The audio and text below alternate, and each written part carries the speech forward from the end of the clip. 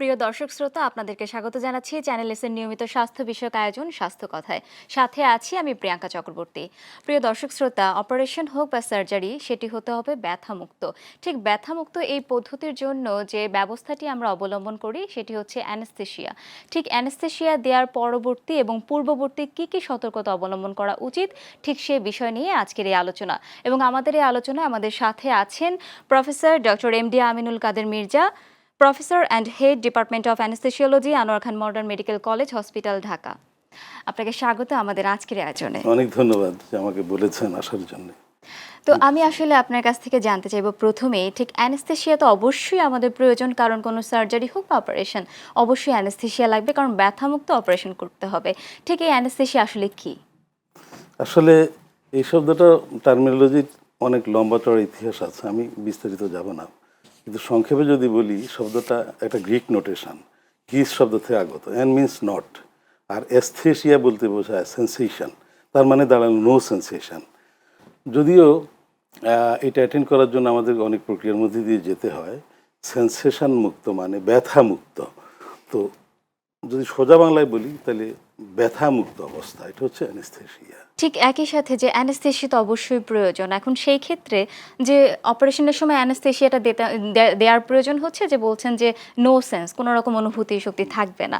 ঠিক এই ক্ষেত্রে কি কি প্রিকশন নেওয়া উচিত একজন রোগীর ক্ষেত্রে? এইটা যদি আপনি সরাসরি প্রশ্নে আসি, তাহলে আমাদেরকে বলতে হবে যে রোগীর যত ধরনের অতীতের হিস্ট্রি আছে, বিশেষ করে অতীতে অপারেশনের ইতিহাস, এটা জানা অনেকটুকুই ভাইটাল আমাদের জন্য, খুব জরুরি দরকার পড়ে। তো সেই ক্ষেত্রে আমরা রোগীকে আগে কখনো অপারেশন হয়েছে কি না সেটা জানার চেষ্টা করি। হলে কি ধরনের অপারেশন হয়েছে, সেটা কি জেনারেল অ্যানেস্থেসিয়া মানে পুরো অজ্ঞান করে করা হয়েছে, নাকি আংশিক অবশ করে করা হয়েছে, কি পদ্ধতি করা হয়েছে সেটা জানার চেষ্টা করি। এবং সেখানে আমরা এটাও জানার চেষ্টা করি যে ওই অপারেশনগুলিতে ওনার অতীতে কখনো অসুবিধা ঘটেছে কিনা। অপারেশন অথবা অ্যানেস্থেসিয়া দুটোতেই অসুবিধা ঘটতে পারে। তো রুগী হ্যাঁ অথবা না বলেন, অথবা বলেন যে আমার এই অসুবিধা ঘটেছিল, অথবা বলেন যে না, কখনো কোনো অসুবিধা হয়নি। এমনও দেখা গেছে যে কেউ কেউ 7-8 বার অপারেশন হয়েছে, সিজারিয়ান, হিস্টেক্টমি, তারপর আপনার গলব্লাডার অপারেশন যেটা ল্যাব কল বলি সেইটা, অথবা ওপেন করে অপারেশন, কিন্তু কখনো কোনো অসুবিধা হয়নি। বাট একটা অপারেশন করেও কোনো কোনো রুগী বলে যে আমার এই অসুবিধা ঘটেছিল। তো সেগুলি আমরা জানার চেষ্টা করি এবং সেই অনুযায়ী ব্যবস্থা নেওয়ার জন্য চেষ্টা করি। আচ্ছা, ঠিক একই সাথে জানতে চাইবো, অ্যানেস্থেসিয়া তো অনেক ধরনের হচ্ছে, জেনারেল অ্যানেস্থেসিয়া, লোকাল অ্যানেস্থেসিয়া, আরও কিছু প্রকারভেদ আছে, সেই প্রকারভেদগুলো আপনার কাছ থেকে জানতে চাইবো। সর্বপ্রথম আহ, এসেছে 1846 সনের 16ই অক্টোবর বোস্টনের ম্যাসাচুসেটস জেনারেল হসপিটালে প্রথম ইথার দিয়ে একটা অ্যানেস্থেসিয়া দেওয়া হয়েছিল একজন পেশেন্টকে। তো সেখান থেকে এটা জেনারেস্থেসিয়া, কিন্তু এটা এক ধরনের স্পেসিফিক এজেন্ট, নির্দিষ্ট এজেন্ট, সেটা হলো যে এটা গ্যাসের মতো, ওইটা দিয়ে অ্যানেস্থেসিয়া দেওয়া হয়েছিল। সেই থেকে এসে যে শুরু হয়েছে ওটা মডার্ন হিস্ট্রি অফ অ্যানেস্থেসিয়া। তার আগে বহু প্রাচীন ইতিহাস আছে অ্যানেস্থেসিয়ার। তো জেনারেস্থেসিয়া হচ্ছে মূলত সারা ওয়ার্ল্ডে প্রচলিত এবং অন্যান্য অ্যানেস্থেসিয়াও প্রচলিত, বাট জেনারেস্থেসিয়ার হিস্ট্রিটা সবচেয়ে পুরাতন। তো এখন জেনারেস্থেসিয়া হচ্ছে রিভার্সিবল লস অফ কনসাসনেস, ইংলিশে আমরা এটা বলি, বাংলায় বলতে পারি যে অজ্ঞান অবস্থা, ফেরতযোগ্য অজ্ঞান অবস্থা। আমি অজ্ঞান করলাম আর সেখান থেকে ফেরত যাতে আনতে পারি, সেইভাবে যেটা দেওয়া হয় সেটা হচ্ছে জেনারেল অ্যানেস্থেসিয়া। এতে শরীরের মাথা থেকে পা পর্যন্ত সবখানেই অবেদন করা হয়, মানে ব্যথা মুক্ত হয়ে যায়। এবং অপারেশন চলাকালীন, অ্যানেস্থেসিয়া চলাকালীন রোগী আর কিছু খেয়াল রাখতে থাকে না, তার আগ পর্যন্ত, অ্যানেস্থেসিয়া দেওয়ার আগ পর্যন্ত তার মনে থাকে, অ্যানেস্থেসিয়া ফেরত আসলেও তার মনে পড়ে, কিন্তু মাঝখানে কোনো যত বড় লম্বা অপারেশন হোক সে আর মনে করতে পারে না ভিতরে কী ঘটেছে। আর হলো যে আপনার এখন খুব প্রচলিত সেটা হলো যে অধিকাংশ অপারেশান স্প্যানেস্থেসিয়া হয় যেগুলো আমাদের পেটের মাঝামাঝি থেকে নিচের অংশ, বড় নাভিমূল থেকে নিচের অংশে যে অপারেশনগুলি হয় পা পর্যন্ত, সেগুলি সাধারণত স্পাইনাল অ্যানেস্থেসিয়া দিয়ে করা হয়। স্পাইনালি আরেকটা ভ্যারিয়েন্ট আছে, চমৎকার ভ্যারিয়েন্ট, ইপিডুরাল অ্যানেস্থেসিয়া বলে। ইপিডুরাল দিয়েও করা যেতে পারে ক্ষেত্র বিশেষে। তো স্পাইনাল অ্যানেস্থেসিয়া হচ্ছে অর্ধ অবশ করা। আমরা অর্ধবশ করি মূলত নাভির থেকে নিচের অংশ, কোনো কোনো ক্ষেত্রে ব্লকটা যদি আমরা ভালো করে দিতে পারি তাহলে নাভির উপরেও কিছু অপারেশন, কিছু হার্নিয়ার অপারেশন এভাবে হয়। আর হলো যে লোকাল অ্যানেস্থেশিয়ার প্রকারভেদ আছে। তো ওটা সচরাচর ইনফিল্ট্রেশন অ্যানেস্থেশিয়া বলে। এটা দিয়ে সাধারণত সার্জনরা করে থাকেন, ওনারাই ব্লকটা দেন, ওনারাই অপারেশন করে। ছোটোখাটো সিস্ট, অ্যাবসেস, ফোঁড়া এগুলো ইউজুয়ালি করে থাকেন, সাধারণত সিস্ট করে থাকেন। তো লাইপোমা, ছোটোখাটো অপারেশন এগুলি, স্বল্পস্থায়ী অপারেশন এগুলি লোকাল দিয়ে করে থাকেন। বা প্রকৃতপক্ষে বলতে গেলে বেশি অপারেশনই জিএ অথবা স্পাইন অ্যানেস্থেসিয়া দিয়ে সম্পন্ন হয়, আর সামান্য কিছু অপারেশন লোকাল অ্যানেস্থেসিয়া দিয়ে সম্পন্ন হয়। আচ্ছা, অবশ্যই তো যদি একটা পেশেন্টের যখন অপারেশন করা হয় তার কিছু প্রিভিয়াস পরীক্ষা নিরীক্ষা করা হয়, ঠিক জেনারেল অ্যানেস্থেসিয়া দেওয়ার আগেও কি স্পেসিফিক কোনো পরীক্ষা করানোর প্রয়োজনীয়তা আছে কিনা? এটা অত্যন্ত গুরুত্বপূর্ণ প্রশ্ন করেছেন এবং এটা খুব দরকার আছে। এটা ছাড়া করতে গিয়ে আমার রোগীর যথেষ্ট সম্ভাবনা থাকে যে ক্ষতি হয়ে যেতে পারে। ইমার্জেন্সি যদি অপারেশন না হয় তাহলে প্রায় সব অপারেশনেই, যেগুলোকে আমরা ইলেকটিভ অপারেশন বলি, মানে আগে থেকে প্রি প্ল্যান্ড অপারেশন, আগে থেকে পরিকল্পিত অপারেশন, এই অপারেশনগুলি, যেমন ধরেন একটা গলব্লাডার অপারেশন, যেটা এখনও কমপ্লিকেটেড না, ওখানে একটা স্টোন হয়েছে গলব্লাডারে, পিত্তথলিতে, এই অপারেশনটা যখন করতে যাব তখন আমরা একদিন আগে, 2 দিন আগে কিছু পরীক্ষা নিরীক্ষা আগে থেকে সার্জনরা করে রাখেন রুগীকে দিয়ে, সেগুলো আমরা সব চেক আপ করি। হিস্ট্রি, ইতিহাস নেওয়ার সময় যখন দেখি যে রুগীর আরও কিছু অসুবিধা আছে, এই সার্জিক্যাল অপারেশন ছাড়াও আরও কোমরবিডিটি বলি আমরা, ব্রঙ্কিয়াল এজমা আছে, ডায়াবেটিস আছে, হাইপারটেনশন, থাইরয়েডের সমস্যা আমাদের এখন অনেক পাওয়া যাচ্ছে, সচরাচর হাইপোথাইরয়েডের প্রবলেম হয়। এরকম হলে আমরা যদি স্পেশাল কিছু ইনভেস্টিগেশন তখন দিই, সেগুলি যদি নর্মাল আসে তখন আমরা তাকে ফিট করি অপারেশনের জন্য, অ্যাকসেপ্টেড ফর অপারেশন বলি। তো যদি দেখা যায় যে ওগুলো আমি পরবর্তী সময় যেগুলি দিলাম বা যেগুলি এখন দেখছি ইনভেস্টিগেশন, সেখানে কিছু অসুবিধা আছে, ধরুন যে রোগীর ডায়াবেটিস আগে থেকে আছে এবং এই মুহূর্তে ব্লাড সুগার বেশি আছে, অ্যাকসেপ্টেড লেভেলের চেয়ে বেশি, সেটা একটা মাত্রা আছে। তো এর বেশি হলে আমরা আবার সেটা নর্মাল করার জন্য ফেরত পাঠিয়ে দিই। উনি 2 দিন লাগুক, 3 দিন লাগুক, ওটা করে আসার পরে আবার পেশেন্ট ফিট হয়ে যায়। তেমন করে দেখা গেছে যে থাইরয়েডের রুগীরা এভাবে মাঝে মধ্যে আসে, যারা থাইরয়েডের এই মুহূর্তে থাইরয়েড স্ট্যাটাস যেটা হওয়ার কথা, আমরা সচরাচর টিএসএইচ করে, থাইরয়েড স্টিমুলেটরি হরমোন, এবং FT4 বলা হয়, এই দুইটা টেস্ট যদি নর্মাল আসে ইটস ওকে, বা যদি নর্মাল না আসে তাহলে আমরা এন্ডোক্রাইনোলজিস্টের কাছে রেফার করি। এন্ডোক্রাইনোলজিস্টের পরামর্শ মতো উনি চলার পরে এটা একসময় নর্মাল হয়ে যায়, তখন আমরা রুগীকে অ্যানেস্থেসিয়ার জন্য অ্যাকসেপ্টেড ফর অপারেশন বলি, বা সাধারণ বলা ফিট ফর অ্যানেস্থেসিয়া, এইভাবে করা হয়। আচ্ছা, এই ক্ষেত্রে তো আরও দেখা যায় যেমন কিছু কার্ডিয়াক পেশেন্ট আছে বা অনেকেরই অ্যাজমার প্রবলেম থাকছে, শ্বাসকষ্টের যে সমস্যাটি হয়ে থাকে, তো এই বিশেষ রোগীদের জন্য কোনো বিশেষ সতর্কতা অবলম্বন করতে হবে কিনা? অবশ্যই। আমি একটা কথা আমি বলে দিই, এটাতে 2টা ভাগ আছে। ইমার্জেন্সি যদি আমরা এটা নিজেরা ম্যানেজ করি, এই মুহূর্তে অপারেশন না হলে তার লাইফ ঝুঁকিতে থাকবে, সুতরাং তাকে তো আমি দেরি করাতে পারবো না। তো এটাই বলে রিস্ক বেনিফিট রেশিও। আমি ওটা দেখে সিদ্ধান্ত নিব যে যেহেতু এটা এখন অপারেশন লাগবেই, সুতরাং ওই মুহূর্তের ম্যানেজমেন্টগুলো সচরাচর অপারেশন থিয়েটার আমরাই দিই। আর যদি মনে হয় যেন না, উনিও 2 দিন অপেক্ষা করতে পারে, 3 দিন অপেক্ষা করলে, সার্জন যদি বলে অপেক্ষা করা যাবে, তখন আমরা স্পেসিফিক ডাক্তারের কাছে রেফার করে দিই। যেমন ধরেন যদি কার্ডিয়াক ইস্যুটা এমন হয় যে পেশেন্ট আসছে সিভিয়ার হাইপারটেনশন নিয়ে, বলেছে যে আমার প্রেশার কন্ট্রোল আছে, এর মাঝে মধ্যে হয়ে যায়। আমাদের কাছে যখন আসছে তখন আমরা রিপিটেডলি কয়েক মিনিট ধরে, ধরেন প্রথমবার রিডিং নিলাম, আবার 5 মিনিট পর আবার একটা রিডিং নিলাম, এভাবে কয়েকটা রিডিং যখন দেখা যায় যে পেশেন্টের ব্লাড প্রেশার আসলেই এলিভেটেড, তখন আমরা বলি যে না, আপনি প্রেফারেবলি একটু ওয়েট করেন, উপযুক্ত চিকিৎসা নেন, তারপরে আমরা আপনাকে অ্যাকসেপ্ট করব। আবার কার্ডিওলজিস্টের কাছে উনি যাবেন।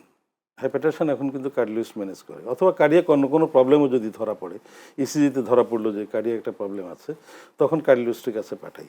কার্ডিওলজিস্ট সচরাচর ইকোকার্ডিওগ্রাফি করান, সেখানেও যদি প্রবলেম পাওয়া যায় তখন কার্ডিওলজিস্ট এটা ম্যানেজমেন্ট দিবেন, যদি এটা ম্যানেজমেন্ট দেওয়ার মতো হয়। ম্যানেজমেন্ট দিয়ে তারপরে যখন পেশেন্ট স্টেবল হবে তখন আমরা পেশেন্টকে অপারেশনের জন্য অ্যাকসেপ্ট করে নিই। আচ্ছা, আরও একটি বিষয় যেটি থাকে যে অপারেশন বা অ্যানেস্থেসিয়া করার পূর্ববর্তী সময় প্রি অপারেটিভ অ্যানেস্থেসিয়া চেকআপ, যেটা পিএসি, ঠিক এই বিষয়টি সম্পর্কে একটু জানতে চাইবো। এটা আমাদের দেশে সচরাচর পাকু বলে, PACU বা পাকু, বাট এইটা ওয়ার্ল্ড ওয়াইড নোমেনক্লেচারটা এটা পোস্ট অ্যানেস্থেটিক কেয়ার ইউনিট হিসেবে প্রচলিত, কিন্তু আমাদের এখানে পাকু বলে এটা অ্যাকসেপ্টেড হয়ে গেছে। তো এটা হলো pre operative anaesthesia check up, সংক্ষেপে পাকু বলা হয়। এইটা প্রায় সবখানেই যেগুলো অর্গানাইজড হসপিটাল সেখানে 2-3 দিন আগে, অন্ততপক্ষে 2 দিন আগে, না হলে অন্তত 1 দিন আগে হলেও করানো হয়, এবং সেটার জন্য পৃথক রুম থাকে অ্যানেস্থেসিয়া চেক আপের জন্য। তো সেখানে একজন ডক্টর সবসময় ডিউটিতে থাকেন, উনি রুগীদেরকে যারা 1 দিন পরে 2 দিন পর অপারেশন হবে তাদের চেক আপটা করেন।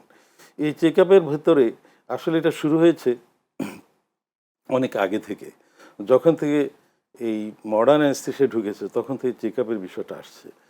আমরা আসলে এখানে একটা পদ্ধতি ফলো করি এবং একটা ক্যাটেগরাইজেশনের জন্য, রিস্ক ক্যাটেগরাইজেশনের জন্য একটা পার্টিকুলার পদ্ধতি ফলো করি, সেটাকে বলা হয় AESA classification, American society of anaesthesiology classification. এটা 1920 সালে চালু হয়েছে এবং খুব সিম্পল বলে এখন পর্যন্ত টিকে আছে। আরও বিভিন্ন ধরনের রিস্ক স্ট্র্যাটিফিকেশনের জন্য পদ্ধতি আছে, কিন্তু তার তুলনায় এটা সিম্পল বলে এখনও টিকে আছে, খুব সহজে ক্যাটেগরাইজ করা যায় রুগীদেরকে। ওইটাতে ক্যাটেগরাইজ করে আমরা এই উদ্দেশ্যে যে রুগীর ঝুঁকিটা বের করার জন্য এবং ঝুঁকি অনুযায়ী তাকে অপারেশনের আগে যাতে ম্যানেজ করে নিতে পারি। তো এইভাবে আমরা রুগীদেরকে অ্যানেস্থেসিয়া চেক আপটা করি, এবং সেখানে একটা নির্দিষ্ট ফরম্যাট আছে, আমাদের সরকারি ফরম্যাটও আছে এবং প্রত্যেকটা হসপিটালের নিজস্ব ফরম্যাটও আছে। ওই ফরম্যাটের ভিতরে যা যা আছে মোটামুটিভাবে সবগুলো কাভার করার জন্য চেষ্টা করা হয়। প্রত্যেকটা প্রাইভেট হসপিটালের নিজস্ব ফরম্যাট আছে। তো ওই ফরম্যাটের মধ্যে রোগীর ইনভেস্টিগেশনের জন্য একটা পার্ট আছে, রোগীর নিজস্ব তথ্য, নাম ধাম বিবরণ, বয়স ইত্যাদি আছে, এবং সেই সাথে ইনভেস্টিগেশনের জন্য অনেকগুলি জায়গা আছে, সেগুলিতে আমরা ফিল আপ করি।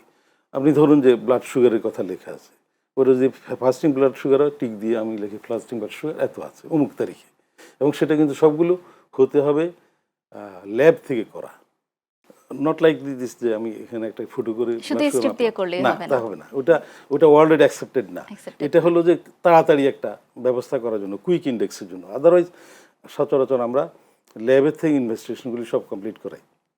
স্যার আমরা আলোচনায় ফিরবো, আমরা নিচ্ছি ছোট্ট একটি বিজ্ঞাপন জি, বিরতি। please। প্রিয় দর্শক শ্রোতা, ফিরবো আমাদের আলোচনায় পুনরায়, আমাদের সাথেই থাকুন, নিচ্ছি ছোট্ট একটি বিজ্ঞাপন বিরতি।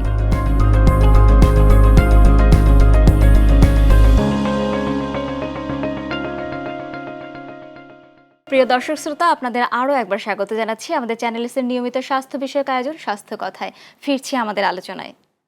স্যার, যে বিষয়টি নিয়ে কথা বলছিলাম যে পিএসসি বা পাকু আমাদের দেশে যেটি আসলে প্রচলিত, ঠিক এই ব্যাপারটা আসলে কাদের ক্ষেত্রে প্রয়োজন? পিএসসি যে হিস্ট্রিটা আমি নিব সব রোগীদের ক্ষেত্রেই প্রযোজ্য কিনা? আমি যদি রুগীকে জিয়ে দেই তবুও লাগবে, আমি যদি রুগীকে স্পাইনাসথেসিয়া দিই বা ইপিডুরাল দিই, এমনকি ব্লক দিই, এটা ব্লক বলা হয়। ধরেন হাতে শুধু একটা কাজ হবে এখানে, তাহলে পুরো অজ্ঞান করার অংশ করা হয় না, ওটাকে সুপ্রাক্লাভিকুলার অ্যানেস্থেসিয়া ব্লক বলে, এখানে আমরা দিই।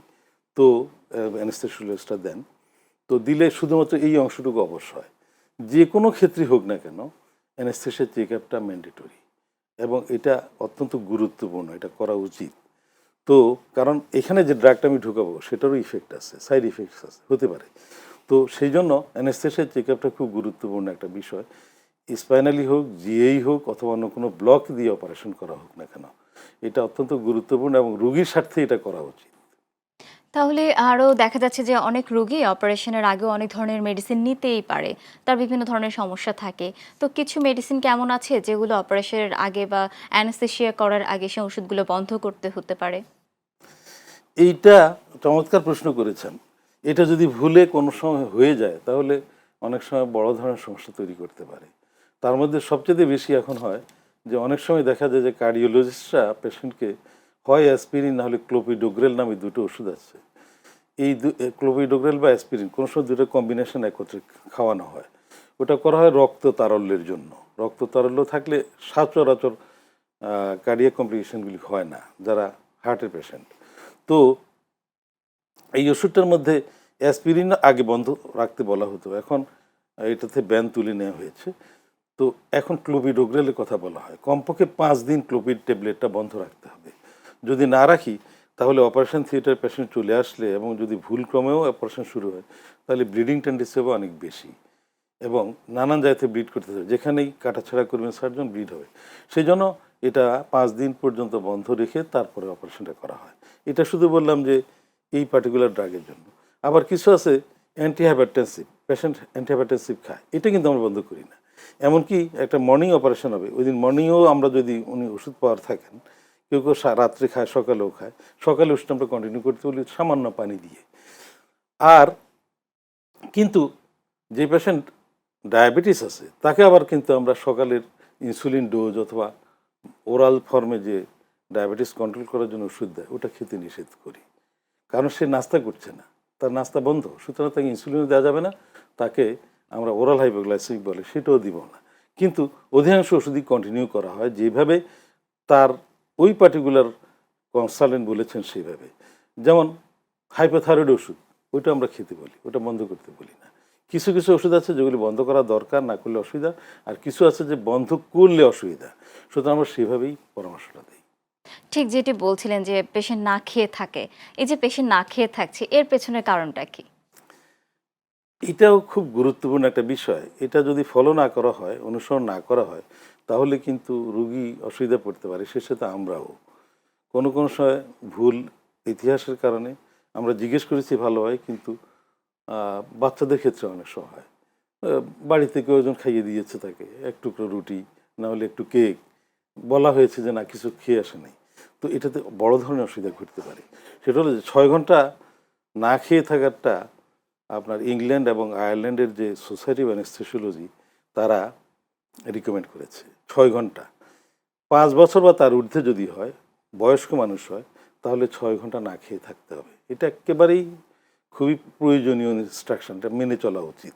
এমনকি পানিও খাবে না এসবের ভিতরে।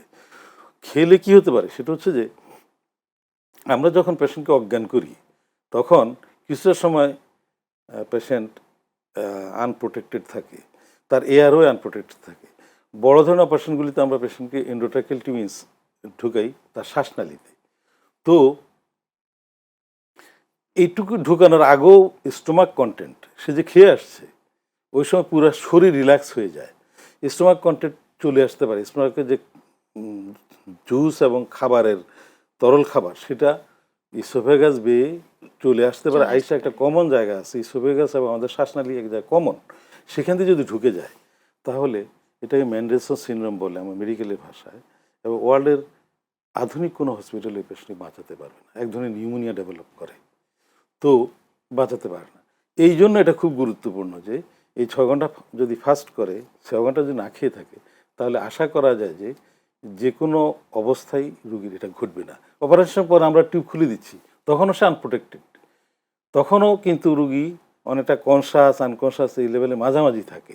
ওই সময়ও অ্যাসপিরেশন বলে এটাকে, এটা ভমিটিং না, কিন্তু ভমিটিং হলে কিন্তু তার একটা রিফ্লেক্স আসে, তখন সচরাচর শ্বাসনালীতে যায় না, কিন্তু অজ্ঞান অবস্থার মধ্যে এটা ঘটে, অ্যাসপিরেশন বলা হয়, আপনা আপনি চলে আসে, পাকস্থলী থেকে উপরের দিকে চলে আসে। এইটা প্রিভেন্ট করার মতো কোনো ব্যবস্থা নাই। তো এটা যদি আল্লাহ না করুন ঘটে যায় তাহলে খুব খারাপ অবস্থা হবে। শুধুমাত্র 20 ml, বলা হয় যে মাত্র 20 ml গ্যাস্ট্রিক জুস যদি ঢুকে যায় লাংসে, তাহলে ফ্যাটাল কনসিকুয়েন্স ঘটতে পারে, খুব খারাপ ধরনের অসুবিধা ঘটতে পারে। আচ্ছা, ঠিক একই সাথে জানতে চাইবো যে অনেকেই দেখা যাচ্ছে ধূমপান করছে বা বিভিন্ন নেশা করছে, সেই ক্ষেত্রে তাদের জন্য কি কি সমস্যা হতে পারে অ্যানেস্থেসিয়া করতে গেলে? নেশার সাথে অবশ্যই একটা সম্পর্ক আছে, বিশেষ করে ধূমপান। ধূমপান বলা হয় যে যদি অপারেশনের 7 দিন আগেও বন্ধ করে তবুও অনেকটুকু বেনিফিট পাওয়া যায়। ধূমপানের ফলে তাদের এয়ারওয়েতে এক ধরনের পরিবর্তন ঘটে। তো এই পেশেন্টরা কাশি দেয়, তাদের সিক্রেশন বেশি হয় এয়ারওয়েতে। এই যে আমার আপনারও সিক্রেশন হচ্ছে, আমরা গিলে ফেলতেছি, অপারেশনে যখন অ্যানেস্থেসিয়া দেওয়া হয় সেগুলি গিলতে পারে না, তো এগুলি জমা হতে থাকে। আরেকটা হলো যে এদের বেশি বেশি যাদের এদের ব্রঙ্কাইটিস থাকে, কারো কারো ব্রঙ্কিয়াল এজমাও থাকে, মূলত ব্রঙ্কাইটিস বেশি হয় যারা ধূমপান করে। এদের এয়ারওয়েতে স্পাজম, মানে শ্বাসনালীতে অনেক ধরনের মাসেল আছে, সফট মাসেল, ওগুলো স্পাজম ঘটে, ওগুলো সংকোচন হয়, হলেই তখন শ্বাসের কষ্ট শুরু হয়, অনেকটা ব্রঙ্কিয়ালের মতো শ্বাসের কষ্ট শুরু হয়। এটা যদি হয় তখন আমাদেরকে অতিরিক্ত প্রিকশন এটা বন্ধ করার জন্য চেষ্টা করতে হয়। এটা অ্যাভয়েড করা যায় যদি পেশেন্ট ধূমপান না করে। 3 মাস যদি কেউ বন্ধ রাখে তাহলে অনেক বড় বেনিফিট পাওয়া যায় অপারেশনের আগে। এটা শুধুমাত্র প্ল্যান্ড অপারেশনের ক্ষেত্রে সম্ভব। 3 মাস যদি বন্ধ করে রাখতে পারে তাহলে প্রায় স্মোকিংয়ের জন্য যে অসুবিধাগুলি শ্বাসনালীতে ঘটে এবং রক্তে ঘটে সেগুলি হয় না। ঠিক একই সাথে জানতে চাইবো যে অনেক সময় দেখা যাচ্ছে অ্যানেস্থেশিয়ার সময় কোনো রকম ক্রিটিক্যাল সিচুয়েশন ক্রিয়েট হচ্ছে, ঝুঁকিপূর্ণ অবস্থা হচ্ছে, তো সেটা আসলে কি কি হতে পারে রোগীর ক্ষেত্রে? অপারেশন চলাকালীন যখন পেশেন্ট অ্যানেস্থেশিয়া থাকে তখনও ঘটতে পারে, অপারেশনের পরেও ঘটতে পারে, এমনকি অ্যানেস্থেশিয়া জাস্ট দিয়েছি তখনও ঘটতে পারে। মূলত আপনার অ্যানেস্থেশিয়া যদি প্রপার ডোজের চাইতে একটু কম বেশি হয় রুগীর হিসাবে, তাহলে হাইপোটেনশন করতে পারে, প্রেশার অনেক সময় খুব কমে যায়। এটা আমাদেরকে ম্যানেজ করতে হবে, বুঝতে হয় যেটা ঘটে গেছে, কারণ আমাদের কন্টিনিউয়াস মনিটরিং চলতে থাকে এক ধরনের আধুনিক মনিটরের, কার্ডিয়াক মনিটর বলে অথবা পালস অক্সিমিটার বলে। তো কার্ডিয়াক মনিটরের ভিতর সব থাকে, ইসিজিও থাকে, পালস রেকর্ডিং থাকে, ব্লাড প্রেশার অটোমেটেড মনিটরিং থাকে, এবং সেই সাথে অক্সিমেট্রি, মানে এই মুহূর্তে অক্সিজেন স্যাচুরেশন যেটা 97 থেকে 100 থাকার কথা পার্সেন্ট, এটা আছে কি না এটা কন্টিনিউয়াসলি মনিটর থাকে। তো রুগী যদি অসুবিধা পড়ে যায় তখন এগুলিতে পরিবর্তন দেখা দেয়। কোনো সময় দেখা যায় ব্লাড প্রেশার কমে গেছে, কোনো সময় দেখা যায় ব্লাড প্রেশার অনেক বেড়ে গেছে, কোনো সময় দেখা যায় স্যাচুরেশন কমে গেছে। তখনই আমরা সতর্ক হই যে কেন এরকম ঘটলো, সেই অনুযায়ী আমরা ব্যবস্থার সাথে সাথে নিতে হয়, ডায়াগনোসিস করতে হয় যে কী জন্য এটা হয়েছে, এবং তখনই আমরা ওই ব্যবস্থাটা নিই। এবং এর জন্য পিএসসিটা অনেক বেশি ইম্পর্ট্যান্ট এই অবশ্যই, ক্ষেত্রে। তো অবশ্যই। ঠিক আমি জানতে চাইবো যে সচরাচর আমাদের দেশের নারীদের অনেক ক্ষেত্রেই সি সেকশন হচ্ছে বা অনেক অপারেশন প্রয়োজন হচ্ছে। এই ক্ষেত্রে তাদের দেখা যাচ্ছে যে অ্যানেসথেসিয়া দেওয়ার পরেই তাদের কিছুটা সময় বা দীর্ঘদিন একটা ব্যথা অনুভব করে। এই সমস্যাটা আসলে কেন হচ্ছে? এটার সাথে অ্যানেসথেসিয়ার কতটুকু সম্পর্ক? রুগী কয়েকবার ধরেন স্পাইন অ্যানেস্থেসিয়া অপারেশন হয়েছে, সিজারিয়ান সি সেকশন হয়েছে, অথবা অন্য কোনো অপারেশন আন্ডার স্পাইন অ্যানেস্থেসিয়া হয়েছে। তখন আমরা অ্যাকচুয়ালি এখানে আমরা মেরুদণ্ডের ভিতরে একটা নিডেল দিয়ে, মেরুদণ্ডের ভিতরে এক ধরনের ফ্লুইড থাকে, ওটা সিএসএফ বলি, ওর ভিতরে আমরা ওষুধটা দিয়ে দিই। ওটা স্পাইন অ্যাস্থেটিক এজেন্ট দিই, দিলে ওখানে অল্প সময়ের ভিতরে কোমর থেকে শুরু করে নিচের অংশ অবশ্য হয়ে যায়, তারপরে অপারেশন সম্ভব হয়। এখন বিষয়টা হচ্ছে যে এই স্পাইন অ্যানেস্থেসিয়া দেওয়ার সময় প্রয়োজনীয় প্রিকশন আমাকে নিতে হবে। এক নম্বর হচ্ছে স্টেরিলিটি, সেটার জন্য যথেষ্ট আমরা সচেতন থাকার চেষ্টা করি।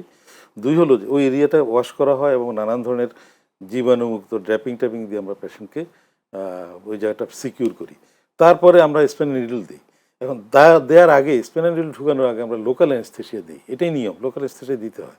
লোকাল অ্যানেস্থেসিয়া যদি পেশেন্ট কমফোর্টেবল থাকে, আর যদি উইদাউট লোকাল অ্যানেস্থেসিয়া দিই তাহলে পেশেন্ট তো সহ্য করবে কিন্তু তার মাসল স্পাজম হবে, প্রথমেই শুরু হয়ে গেল সমস্যা। আর 2 হলো এই নিডেলটা অনেক সময় পেশেন্টের পজিশনের কারণে, পেশেন্টের অ্যানাটমির সমস্যার কারণে একবারে অনেক সময় যায় না। একবার গেলে এরকম ঘটনা ঘটার সম্ভাবনা প্রায় শূন্য, কারণ নিডেলটা অত্যন্ত চিকন নিডেল আমরা এখন ব্যবহার করি। আমরা আগের দিনে বেশি ব্যবহার করতাম 25G নিডেল, এখন আমরা 27G নিডেল, অধিকতর ফাইনার। যত বেশি নাম্বারিং হয় তত বেশি ফাইন নিডেল হয়। তো 27G সচরাচর ব্যবহার, মাঝখানে 26Gও ব্যবহার করা হয়। তো এটা যদি একবারে যায় তাহলে কিন্তু তেমন সমস্যার কথা না, বাট একবারের জায়গায় কয়েকবারও পিক করতে হইতে পারে নির্দিষ্ট জায়গায় পৌঁছানোর জন্য, যাতে করে আমি অ্যানেস্থেটিকটা ঢুকাতে পারি। তো এটাকে সাবঅ্যারাকনোইড স্পেস বলে, ওখানে ঢুকতে হয়, এটা কিন্তু ব্লাইন্ডলি ঢুকা হয়, আমরা কিন্তু দেখছি না কিছু, শুধু অ্যানাটমি বুঝে আমি নিডলটা ভিতর দিয়ে ঢুকাই। তো যদি কয়েকবার এভাবে পিয়ার্স করা হয় এবং কয়েকটা লেভেলে চেষ্টা করা হয়, এক লেভেলে পাইলাম না, দ্বিতীয় লেভেলে চেষ্টা করলাম, তৃতীয় লেভেলে চেষ্টা করলাম, তাহলে তো মাল্টিপল প্রিক হলো অনেকবার, তখন এই ধরনের সমস্যা ডেভেলপ করতে পারে। পেইন ফিজিশিয়ানরা এটা ডিল করার কথা, বাট পেইন ফিজিশিয়ান যদি মনে করেন যে এতটুকু পরিমাণ ড্যামেজ ওখানে হয় নাই যে উনি ডিল করবেন, তাহলে উনি সাইকোলজিস্টের কাছে পাঠাবেন, এবং সাইকোলজিস্ট অ্যাকচুয়ালি আপনার কগনিটিভ বিহেভিয়ারাল থেরাপি দেয়, এবং তারা নির্দিষ্ট কোশ্চেনের আছে, এটা পেশেন্ট হেলথ কোশ্চেনার, PHQ বলে, ওই কোশ্চেনারগুলি আলোকে তারা পেশেন্টকে ম্যানেজমেন্ট দেন এবং সচরাচর এগুলি সুস্থ হয়ে যায়। অসংখ্য ধন্যবাদ আমাদের আজকের এই আয়োজনে আপনাকে সময় দেওয়ার জন্য। আপনাকে অনেক ধন্যবাদ যে আমাকে সুযোগ দিয়েছেন এখানে কথা বলার জন্য। আশা করছি সবাই ভালো থাকবেন। প্রিয় দর্শক শ্রোতা, আমাদের আজকের এই আলোচনার মাধ্যমে আপনারা অবশ্যই বুঝতে পেরেছেন যে ব্যথামুক্ত একটি অপারেশন করার জন্য অবশ্যই কিছু সতর্কতা অবলম্বন করতে হবে, যেগুলো অবলম্বন না করলে হতে পারে যে কোনো ধরনের দুর্ঘটনা। ঠিক সেই সতর্কতা অবলম্বন করে আমরা আমাদের অপারেশনটি করাবো। দর্শক শ্রোতা, আমাদের ফেসবুক পেজ এবং ইউটিউবের মাধ্যমে আপনারা আমাদের সাথে সংযুক্ত হতে পারেন এবং সেখানে আপনাদের প্রশ্নগুলো রেখে যেতে পারেন। সেই প্রশ্নের উত্তরগুলো আমরা পরবর্তী পর্বে দেওয়ার চেষ্টা করব। আমাদের ঠিক পরবর্তী পর্বে আমরা আলোচনা করব মানবদের খুবই একটি গুরুত্বপূর্ণ সমস্যা, যেটি আমাদের শিশু এবং যারা প্রাপ্তবয়স্ক আছেন প্রত্যেকেরই হচ্ছে, মূত্রনালীর সংক্রমণ বা কিডনির সংক্রমণ কেন হচ্ছে। ঠিক সেই বিষয় নিয়ে আমাদের পরবর্তী আলোচনায় আমরা আপনাদের মাঝে পুনরায় ফিরে আসবো। ততক্ষণ পর্যন্ত সুস্থ থাকুন, ভালো থাকুন।